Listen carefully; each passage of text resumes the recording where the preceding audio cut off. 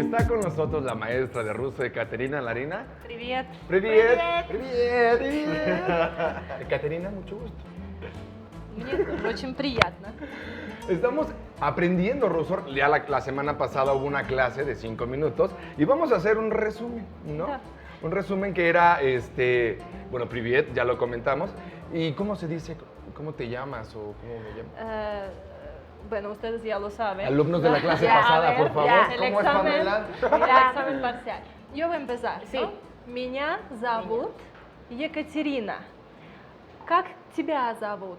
Меня зовут Andrés. О, браво. Браво. Хорошо. Как тебя зовут? Меня зовут Памела. Очень приятно, Очень Памела. приятно. Как Меня зовут Enrique. Очень приятно, Enrique.